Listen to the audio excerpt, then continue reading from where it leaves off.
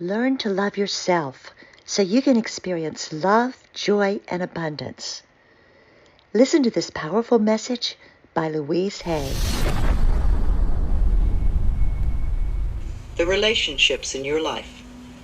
The most important relationship of all. The most lasting relationship I will ever have is the relationship I have with myself. All other relationships come and go. Even marriages that last until death do us part end eventually. The one person I am with forever is me. My relationship with me is eternal. So what is this relationship like? Do I wake up in the morning glad to find myself here? Am I a person I like to be with? Do I enjoy my own thoughts? Do I laugh with myself? Do I love my body? Am I content being with me? If I don't have a good relationship with myself, how can I have a good one with someone else? If I don't love myself, I will always be looking for someone to complete me, to make me happy, to fulfill my dreams. Attracting healthy relationships. Being needy is the best way to attract an unsuccessful relationship. As author Wayne Dyer says, in any relationship in which two people become one, the end result is two half people. You see, if you expect the other person to fix your life or to be your better half, you are setting yourself up for failure. You want to really be happy with who you are before you enter a relationship. You want to be happy enough so that you don't even need a relationship to be happy. Also, if you have a relationship with someone who does not love himself or herself, then it is impossible to really please that person. You will never be good enough for someone who is insecure, frustrated, jealous, self-loathing, or resentful. Too often we knock ourselves out trying to be good enough for partners who don't have any idea how to accept our love, because they don't love who they are. Life is a mirror. What we attract always mirrors those qualities we have, or beliefs we have about ourselves and relationships.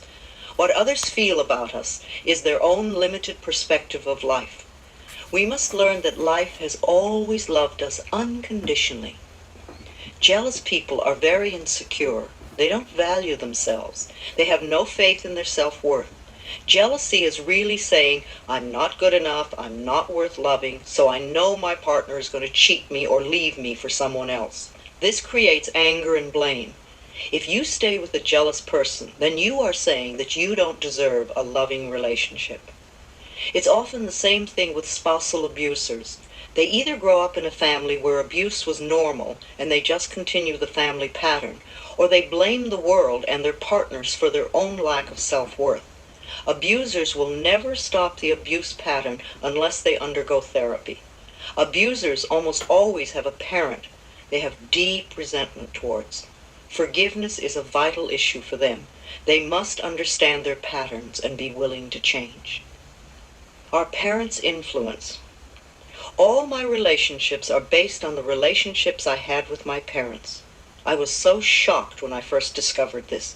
Years ago, I'd gone to a loving relationship workshop conducted by Sandra Ray, expecting to learn how to attract a loving relationship. I was so dismayed when I learned that we were going to work on our relationships with our parents. By the end of the workshop, though, I learned that the reason I had so many problems in my personal relationships was because of the very difficult childhood I had. The abuses my mother and I had endured, the abandonment and lovelessness of my childhood, it had all transferred itself into my current relationships. No wonder I attracted abusive men. No wonder they always abandoned me. No wonder I always felt unloved and unwanted. No wonder I always seemed to have bosses that frightened me. I was just living out what I had learned as a child. That was a very important workshop for me. I released a great deal of resentment and learned to work on forgiveness.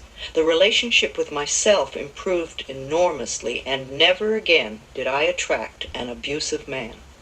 So rather than wasting our time saying men are no good or women are no good, let's look into the relationships we had with our parents, or that our parents had between each other. For example, what are your current complaints about the men or women in your life? Think about how you would fill in these blanks. He never. He always. She never. She always.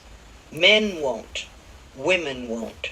Is this the way your mother or father behaved toward you? Did your mother treat your father this way? Or does this describe the way your father treated your mother? How was love expressed in your home when you were a child? You may have to reach back into your childhood relationship with your father or mother to resolve deep-seated fears surrounding a relationship. Ask yourself, what do I have to give up to be in a relationship? How do I lose me when I'm in a relationship? What messages did I receive as a child that created a belief in me that relationships are painful? Affirm the love for yourself. Perhaps you have a very difficult time setting limits, and people tend to take advantage of you. You may be sending out a message that says, I do not value and respect myself. It's okay to abuse me and take advantage of me. But this does not have to be true for you any longer. Begin today to affirm your love and your respect for yourself. Look into a mirror frequently and tell yourself, I love you. As simple as this sounds, it's a very powerful healing affirmation. As you grow in self-love, your relationships will begin to reflect this love and respect as well. You may wish to consider joining a support group such as Codependence Anonymous or Al-Anon. These are wonderful groups that will assist you in establishing boundaries in your relationships and help you reconnect with the self-love and respect that is within you. Check your local phone directory for a group near you. It pleases me to notice that self-help groups are becoming the new social norm. People getting together with similar problems, working on solutions. If you meet someone at one of these groups, you know that while they may have some problems, they are working to improve the quality of their lives. I believe that we have comfort zones in our relationships with others. These comfort zones form when we are very small.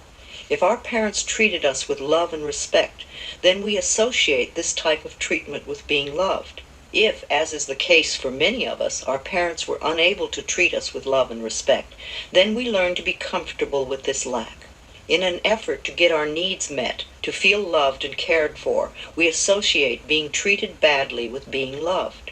This becomes our pattern, and as a pattern is formed in childhood, it becomes the pattern we use unconsciously in all our relationships. This belief pattern, that being treated badly equals love, knows no gender bias. I believe that this type of dysfunctional pattern is more widely recognized in women because culturally, women are encouraged to express vulnerability and are thus more willing to admit when their lives are not working. This is changing, however, as more and more men become willing to reconnect with their vulnerability. Women Who Love Too Much by Robin Norwood is an excellent relationship book. And I also recommend the audio cassette album, Making Relationships Work by Barbara DeAngelis. An affirmation for all of us is, I open my heart to love and I am safe. All of the important work we do is on ourselves. Wanting your mate to change is a subtle form of manipulation, a desire to have power over him or her. It may even be self-righteousness because it is saying that you are better than he or she is. Allow your partners in life to be as they choose to be. Encourage their self-exploration, self-discovery, self-love, self-acceptance, and self-worth. Finding love. If you are looking for a mate, I suggest that you make a list of all the qualities you would like this person to have, and do go beyond tall, dark, and handsome, or cute, blonde, and pretty. List all the qualities you want. Then review this list and see how many of these qualities you possess. Are you willing to develop the ones you don't have? Then also ask yourself what it is within you that could be denying or delaying the attraction of this person to you. Are you willing to change those beliefs? Is there still a part of you that believes you are unlovable or unworthy of love? Is there a habit or belief you have that pushes love away? Is there a part of you that says, I don't ever want to have a marriage like my parents, therefore I won't fall in love? Perhaps you have feelings of isolation. It is very difficult to feel connected to others when, for the most part, we are disconnected from our own selves. In this case, you need to really focus some quality time on yourself right now. Become your own best friend. Rediscover what makes you happy, what you love to do. Pamper and spoil yourself. So often we look to others to make us feel loved and connected, when all they can do is mirror our own relationship with ourselves. What do you think you deserve in an intimate relationship? When we are coming from a place of feeling we can never get what we really want, it usually means our belief system supports not deserving. Is this what you truly believe about yourself? That you can't have what you truly want? This particular mental pattern no longer needs to be true for you. You can begin to make a change today. Make a few lists, such as what I believe about men, women, love, marriage, commitment, fidelity, trust, and children. These lists will show you any negative beliefs you need to change. You may be surprised by some of the messages that are hidden in your consciousness. Clean them out, and you may be delighted to see how different your next relationship is. It's interesting to note that most psychics report that the majority of people who come to them ask at least one of three questions. Psychics hear these same questions over and over. How can I get a relationship? How can I get rid of a relationship? How can I increase my finances? If you are in a relationship that you really want to get out of, use that all-powerful tool, blessing with love. Affirm, I bless you with love and I release you. You are free and I am free. Repeat this often. Then really be clear on what you do want in a relationship. Make a list if you need to. In the meantime, work on loving yourself non-stop. Love and accept the other person completely, just as they are. As you change and grow inside, you will find that one of two things happens automatically. The other person will either align with your desires or they will disappear altogether. If they leave your life, this transition will be smooth. Always begin by loving and appreciating yourself. Everything else will change. Use the affirmation, I now discover how wonderful I am. I choose to love and enjoy myself. It is very important to clean up and resolve old relationships in order to commit to a new one. If you are always talking about or thinking of your last love, you are not yet free and clear to enter the new one. Sometimes we deify our previous love in order to protect ourselves from being vulnerable in the present moment. In her book, A Return to Love, Marianne Williamson shares this wonderful barometer for our choices. She states that in all of our interactions, we are either moving towards love or moving away from love. Ideally, to be fully happy and alive, we want to be making choices in our life that move us towards love. As you work on resolving the blocks that stand between you and your relationship, practice being your own lover. Treat yourself to romance and love. Demonstrate to yourself how special you are. Pamper yourself. Treat yourself to small acts of kindness and appreciation. Buy yourself flowers. Surround yourself with colors, textures, and scents that please you. Life always mirrors back to us the feeling we have inside. As your inner sense of love and romance grows, the right person to share in your increasing sense of intimacy will be attracted to you like a magnet.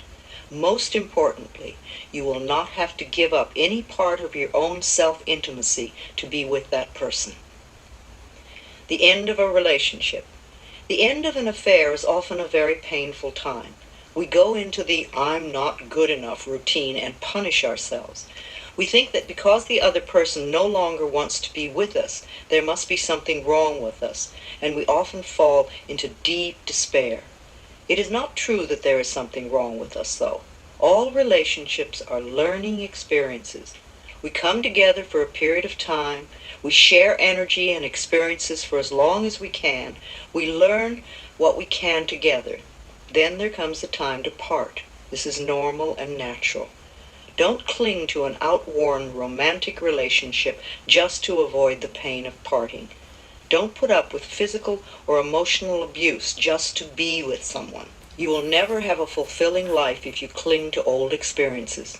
When we allow ourselves to be treated with disrespect, we are saying, I am not worth loving, so I have to stay here and accept this behavior. I can't bear to be alone with just myself, and I know that I'll never find another relationship. These negative affirmations pull you down. Instead, listen to the signals. When a relationship ends, life is giving you a chance for a new experience. This can be a time for deep gratitude, of acknowledging the good times you had together, and of appreciating all the learning experiences. Then you can release that relationship with love and get on with the next step in your life. This is a time for loving yourself with tenderness and understanding. This is not the end of your world. It's the beginning of a new phase. With love for yourself, this new time of your life can be far more wonderful than what you are just ending. Affirmations for the relationships in your life. I have come here to learn that there is only love. I am discovering how wonderful I am. I choose to love and enjoy myself. As a magnificent creation of a loving God, I am infinitely loved, and I accept this love now. I am open and receptive to a wonderful, loving relationship. By thinking loving, supportive thoughts, I create a loving, supportive relationship. I open my heart to love. It is safe for me to express love. I get along with everyone. Wherever I am, there is joy and laughter. I relate from my heart. People love me and I love people. I am in harmony with life. I always have the perfect partner in my life. I am safe and secure in my love for myself. I am in a harmonious relationship with life. Life loves me and I am safe. I envelop everyone in my life in a circle of love, no matter if they are male or female. I include my friends, my loved ones, my co-workers, and everyone from my past. I affirm that I have wonderful, harmonious relationships with everyone, where there is mutual respect and caring on both sides. I live with dignity and peace and joy. I expand my circle of love to envelop the entire planet, and this love comes back to me multiplied. Within me there is unconditional love, and I express it to everyone. My unconditional love includes me, for I know I am worth loving. I love and appreciate myself, and so it is. That's the video for today. Thanks for tuning in. Peace, love, and light.